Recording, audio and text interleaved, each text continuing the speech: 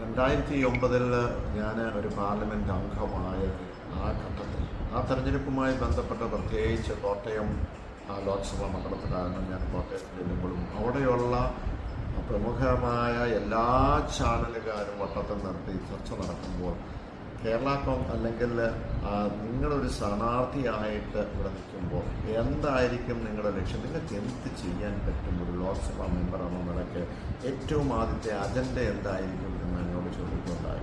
ഞാൻ മുന്നോട്ട് വെച്ചത് നമുക്ക് മറ്റ് അടിസ്ഥാന സൗകര്യങ്ങളെല്ലാം വേണം, പക്ഷേ ഇന്ന് കോട്ടയത്തെ സംബന്ധിച്ചോളം കേരളത്തെ സംബന്ധിച്ചോളം പ്രത്യേകിച്ച് കോട്ടയവും പാലായെ സംബന്ധിച്ചിടത്തോളം ഏറ്റവും പ്രധാനം മറ്റൊന്നുമല്ല, നമ്മുടെ സ്ട്രെങ്ത് എന്ന് പറയുന്നത് അക്ഷരനഗരിയായ ലാൻഡ് ഓഫ് ലെറ്റേഴ്സായ അറിവിൻ്റെ കേന്ദ്രമായ ഈ പ്രദേശത്തെ ഒരു നോളജ് സിറ്റിയാക്കി മാറ്റുക എന്നുള്ളതാണ്.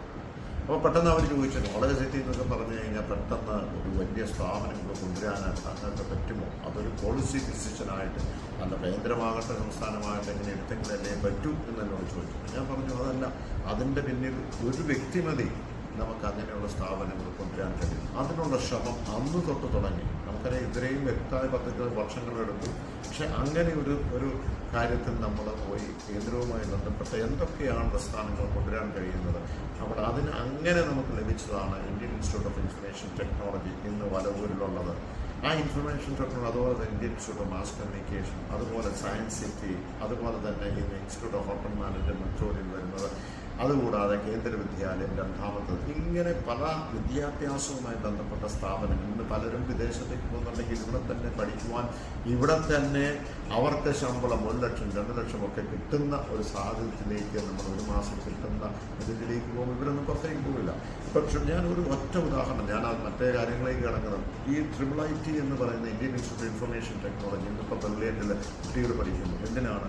1 മെഡിസിൻ, 2 എഞ്ചിനീയറിംഗ് ആണെങ്കിൽ മെയിൻ എക്സാം എഴുതും, അത് IITയും IIITക്ക് വേണ്ടിയാണ്. ആ എക്സാം എഴുതി അതിൽ റാങ്ക് കിട്ടുന്നവരാണ് ഇവിടെ വരുന്നത്. മിടുക്കന്മാരായ അല്ലെങ്കിൽ മിടുക്കരായുള്ള വിദ്യാർത്ഥികളാണ് അവിടെ വരുന്നത്.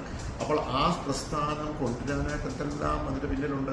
ഒന്ന്, അത് കേരള സംസ്ഥാനത്തിന് അനുവദിക്കണം. കേരള സംസ്ഥാനത്തിൽ വരുന്നത് കോട്ടയത്തിലേക്ക് അനുവദിക്കണം. അവിടെ പാലാ നമ്മുടെ മനസ്സിൽ എപ്പോഴും എൻ്റെ മനസ്സിലുണ്ട്. അപ്പോൾ അത് പാലായിലേക്ക് വരണം.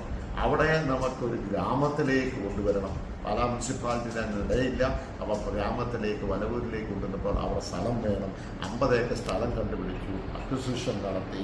അത് കഴിഞ്ഞതിന് ശേഷം നമുക്കറിയാം അവിടെ ആ പ്രസ്ഥാനം പണിത് 1 വർഷം കഴിഞ്ഞപ്പോഴത്തേന് കേന്ദ്രത്തിൽ നിന്ന് പറഞ്ഞു, നിങ്ങളുടെ അക്കാഡമിക് ഇയർ ഇപ്പോൾ ആരംഭിച്ചില്ലെങ്കിൽ ഇത് വിട്ടുപോകും, അടുത്തത് തമിഴ്നാട്ടിലേക്ക് കൊണ്ടുപോകാൻ ഞങ്ങൾ ശ്രമിക്കുകയാണ് എന്ന് ഞാൻ അറിഞ്ഞപ്പോൾ